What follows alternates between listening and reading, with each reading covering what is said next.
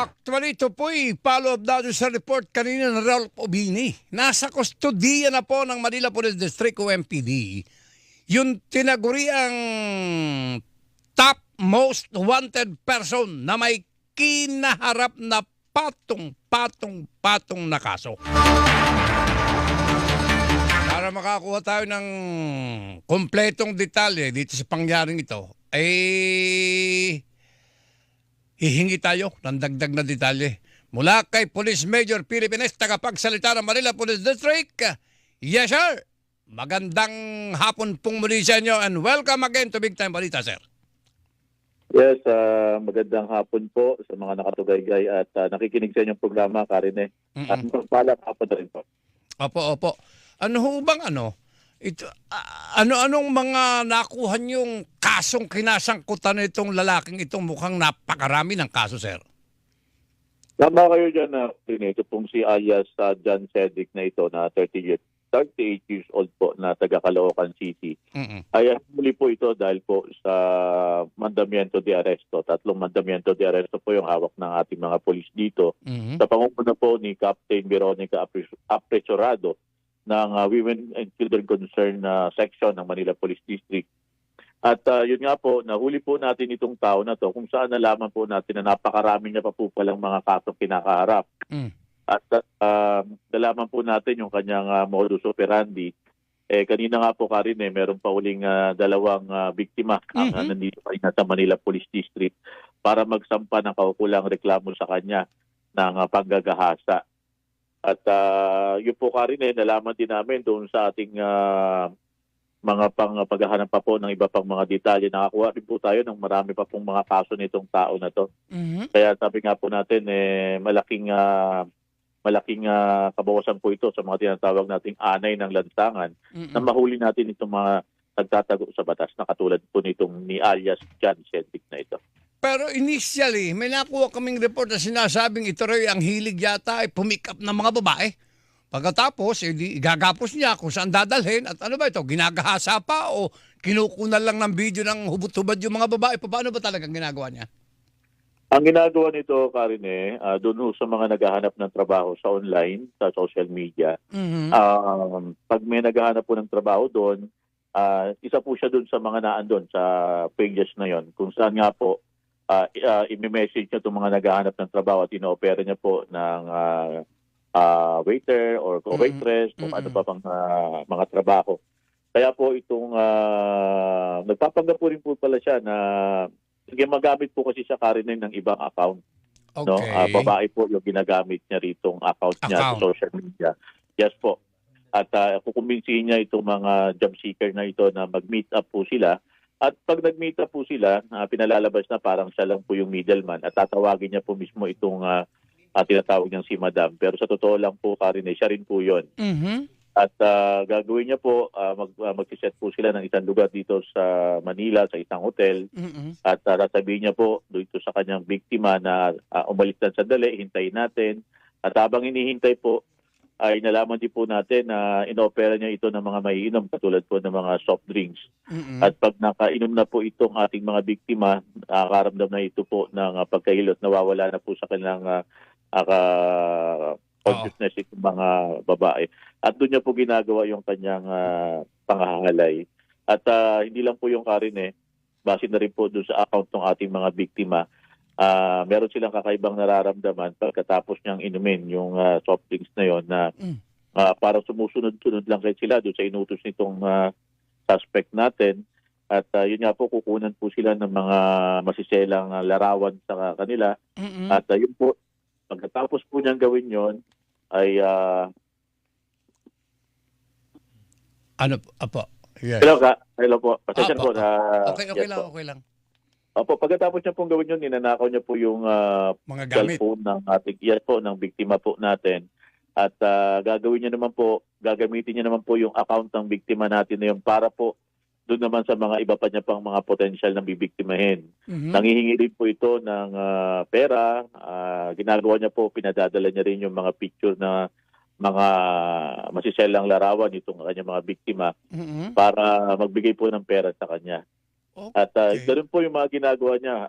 Paulit-ulit lang po ito. At yun nga po, maganda nga po dito, nahuli po agad siya ng mga pulis natin sa Maynila. Gaano na ho niya katagal ginagawa ito? Taon na rin? Yung una pong naitala natin dito, Karine, nung Enero po ng 2022.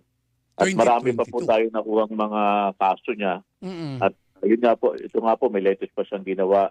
Yung sasampa na naman po sa kanya yung kasong panggagahasa. Meron po tayo kaninang lumutang na naman na 2 pong biktima niya. Mm-mm. Isasampa na naman po sa kanyang kaukulang reklamo. Wow, ibang klase rin. Siguro hindi kaya sex enhancement drug yung nilalagay doon sa mga iniinom ng babaeng biktima niya? Hindi ko po makumpirma yun na Karine. Ang narinig ko lang po base po sa kwento rin ng ating biktima. Pag nakainom po sila, parang namamanid yung katawan nila at napapasunod na po sila kung ano po yung iutos nitong ating suspect. Ang mabigat na po nito, habang ginagawa yun, kinukunan niya po ng mga video, larawan at ginagamit niya naman po ito na pang-extort ng money dito sa biktima natin at mga kamag-anak po mismo ng Wow. ating biktima. Kaya nakakaawa po talaga yung mga Kawawa nabiktima. ang mga naging biktima nito. Naku, baka may mga nakikinig sa atin naging biktima niya. Baka madagdagan pa yung mga biktima niya ang pupunta sa inyo, sir. Tama po kayo, Karen. Para na rin po sa kaalaman ng ating mga kababayan na maaari pong sabi nga natin nakikinig o kaya nakatugay po sa inyo. Nandito po itong tao na ito at kung kayo po ay isa sa mga nabiktima, pumunta lang po kayo dito sa Manila Police District para masampahan pa po ng kaukulang reklamo itong tao na ito. Sa inyong tingin, may umamin na ba kung may ilan na naging biktima niya? Base po doon sa ating mga impormasyon na nakuha, Karen, mahigit na po sa mga 10 ang nabiktima nito. Nako. Initially po, Karen, initial lang po yun. May mga kaso rin po ito na base po sa mga nakuha namin na records niya. May kaso rin po ito na 9165, yung ating pong paglabag sa illegal drugs. Meron din po itong child abuse. Marami pa po. Meron pa siya pong trafficking person. At saka yung sa cybercrime natin po, violation po ng ating cybercrime law. Meron po siyang mga ganon. Kasi gumagamit po siya ng mga online, doon po siya nabibiktima rin. At yun nga po, marami po itong nakabingbing reklamo sa kanya. Ang nabiktima niya, puro dalaga ito o mayroon ding may asawa na? Kaya?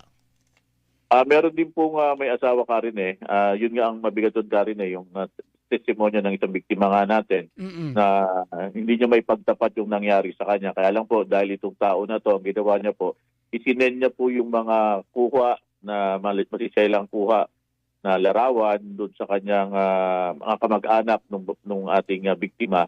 Kaya nalaman din po ng asawa, kaya nagkagalit sila. Naku po. At hindi niya alam po na talagang biktima lang din po itong ating ito kawawa nating Naku po. kababayan. Mabuti kung hindi nahuli ito, maraming pa mabibiktima itong demonyong ito. Sus Maria, hindi kailangan ng lipunan natin ang mga taong ganyang walang kapakinabang. Puro perwisyo lang ang dulot.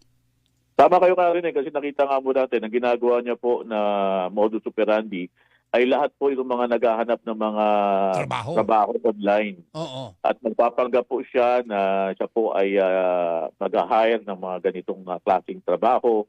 At makikita niyo po doon sa account na ginagamit niya, yung bogus account niya po, ay babae po yung katransaksyon nila. Pero pagkadating na po, nag-meet up na po, siya na po yung lulutang Lalaki pala. Ay, naku po, Diyos kong babagay. Sa tingin mo kaya nyo lahat na naging biktima niya, ginahasa pa?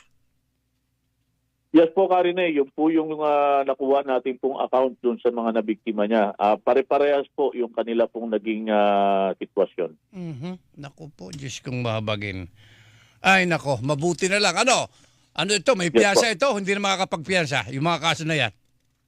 Ngayon, Karine, yung may mga nirekomendang piyasa po ito, pero sa tingin ko po, sa dami po nung mga nakuha po namin na mga kaso niya pa at may mga biktima pa po, sa tingin po mahihirapan po siya makalabas po. Abay, dapat lang, isipin mo, dobleng pakinabang nanggahasa na, ni-rape na, kukunin pa yung mga gamit, di ba?